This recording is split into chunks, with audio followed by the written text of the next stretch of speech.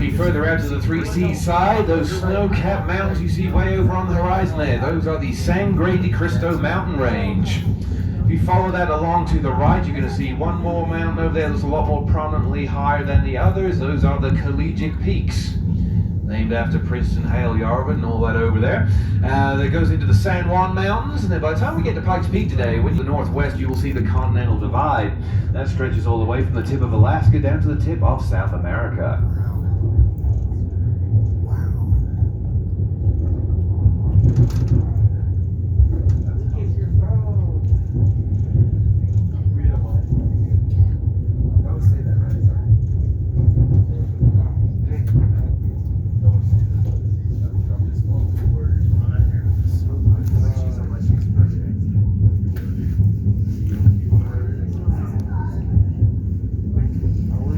Alright, we're now coming up to an area known as the saddle. So if you've ridden with us before, you would be back in the saddle again. If you look off to the two-seat side, you will get a wonderful view to the east of Colorado Springs in the greater area. Coming up now for car one, you should be able to look off to the two-seat side and have a beautiful view out east. Be able to see Black Forest down there as well. Coming up for car two and entering for car three. Looking out the three-seat side out to the west, view of those mountains now again. Could almost imagine Julie Andrews coming around with her wonderful vocal cords. Oh, the seals are alive.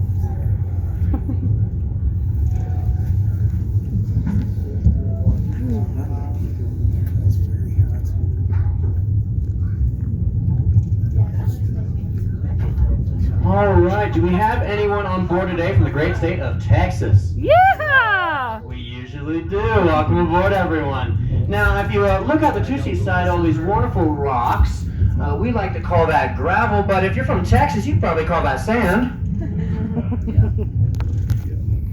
Hot.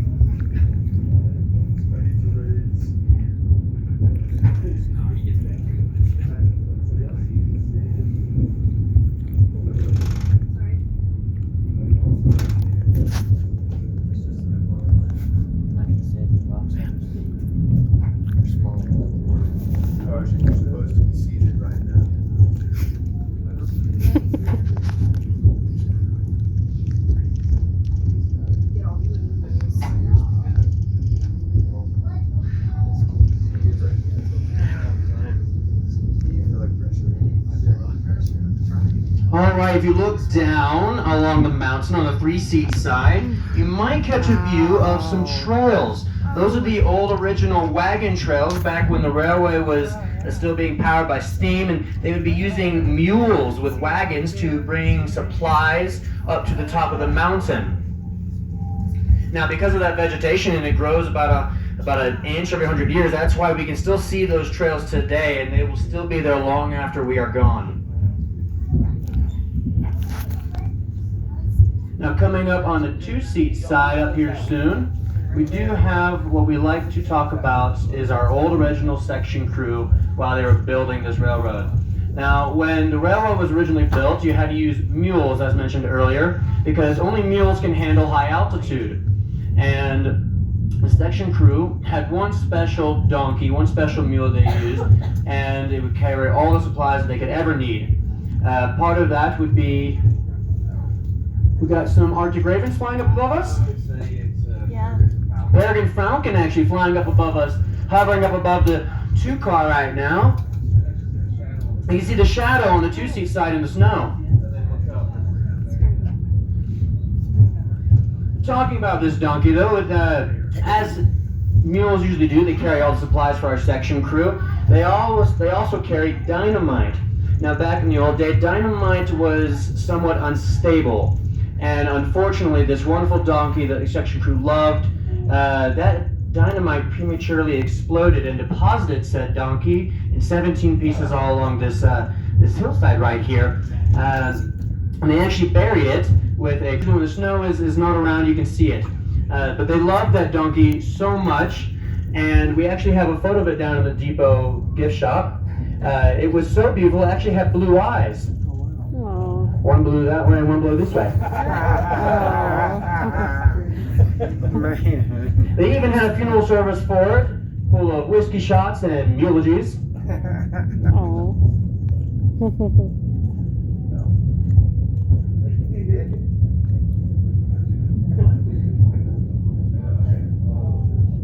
All right, everybody, if you take a look out of the 3C side, you're going to see a mountain over there that looks a little bit different to the others. So you see the Sangre de Cristo Mountains come about halfway down. You are going to see one that looks like a whole bunch of steps going up the side of it there. That is, in fact, the Victor and Cripple Creek gold mine. Now, this area of the mountain was formed in the caldera of an extinct volcano, all those millions of years ago, pushing up molten gold into the cracks. Now, this gold mine produces $1.237 million of gold per day. That's right, over $1 million of gold per day comes out of that gold mine.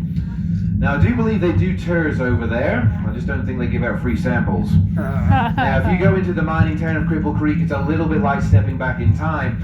All those old buildings down Main Street are still there. A lot of them are casinos, but for the train fans amongst you, they do have a narrow gauge steam railway that will take you between the mining towns of Victor and Cripple Creek.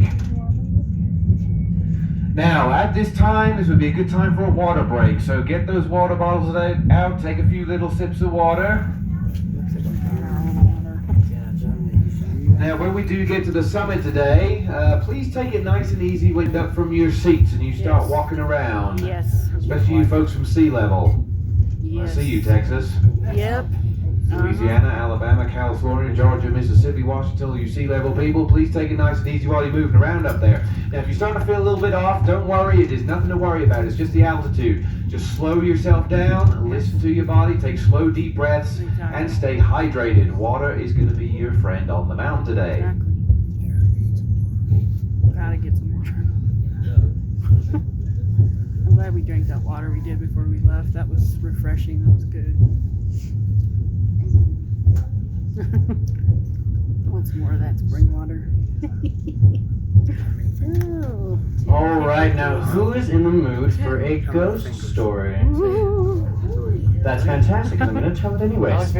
Now, this is looking at you, Texas. In the year 1911, we had a wonderful, beautiful couple named Willis and Sally Skinner. Willis. Now, in 1911, the tracks and this trail was still available for hikers to go up, and so the couple decided to hike up this mountain. And they got about 8.7 of the 8.9 miles.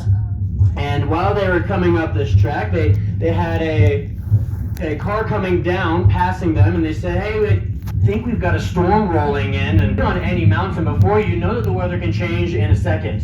It can go from bright, beautiful, warm and sunny to blistering cold in a matter of seconds. And we can imagine that Mr. Skinner was probably keen to take this train down. As a smart man, he probably was. But his wife, being from Texas, and you know how Texas women are, they are strong and bold and proud of themselves. She said, "I'm not going down on this train. I'm at 8.7 miles. I'm going to go up to this summit house." Well, the next day when the next train or the section crew was coming down the tracks, came across two bodies. When they were searching through the persons and through their coats, they found a note written in there, and it was actually from a friend of this couple. And the note said, "Good luck on your honeymoon. Don't freeze to death." No. Just so happens is exactly what happened. This couple, they froze to death right here on the side of this mountain and around this curve that we like to call Ghost Corner. No. Yikes. Now, the couple are not buried here on the mountain anymore. They were actually taken back to Texas, and they're buried there, back in their hometown, I believe. They had a proper But burial. if you do keep your eyes out on the 2C side, coming around this curve now, we do have a cross to mark the spot where they died. And this is Ghost Corner here. There'll be a little clearing, and you might catch the top of that cross peeking up out of the top of that snow. Now, if you have any morbid curiosity, we actually sell postcards down in the depot. They have a photo of this couple frozen in the snow. We have one here if you'd like to see it. Proof that they actually did die on the mountain. Jim here has one stuck to his freezer.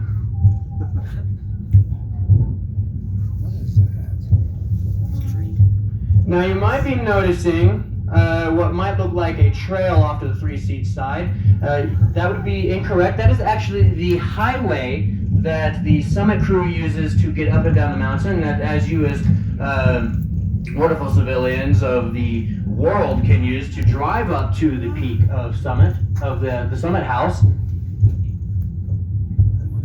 Doesn't look like we're going to see any cars today. I believe that they've actually closed that down to the public, at least this high, for all the snow that we've recently been having. But as we are coming up on a hairpin turn on the 3-seat side, it's one of the hundreds of hairpin turns along this highway with no guardrails. During the summer, they have what's called the Pikes Peak International Hill Climb. And you have racers from all over the world who come and test their strengths and their wits and their vehicles along this highway. We actually did have a Lamborghini one year fly off this hairpin turn right here and land smack on the tracks. And that driver had no sense in the world to get out and stop what he was doing. He just sat there and waited for us to help pull him off these tracks. And if you're a fan of the Fast and Furious movies, this highway and this spot is also where one of those 100 movies was filmed. 100 movies. I know, there's like a All right, everybody, at this time, we require you to remain in your seats for the remainder of the journey until we come to a complete stop on top of the mountain. This is for your safety. We're now on our steepest grade of 27%. So everybody, please listen in. We're going to recap our summit information and our departure times today. When we do get to the summit today, please prioritize the use of restrooms and topping off your water bottles. This train will remain open for you today. You can come and go as you please. Just simply press the green button on the door. The door will open then automatically close behind you. If you are not coming back down with us today, you're meeting friends up there or you're hiking down the mountain, bless you and good luck, but please let us know. We will be greeting everyone off the center of car number 2. Please enjoy all the food and donuts and all that kind of good stuff up there today. And yes, at half the calories at 14,000 feet, so you can eat twice as much. But please do not bring any of that back to the train, only water in sealed containers. For your safety today, do not stand or cross the train tracks or the switch points. Deposit any trash before heading back to this train will depart at 3:20 sharp. 3:20 sharp. At 3:10 today, when your alarms are going off, start heading back to the train. Also at 3:10, you're going to get 3 long blasts on the whistle from the engineer. Start heading back to the train.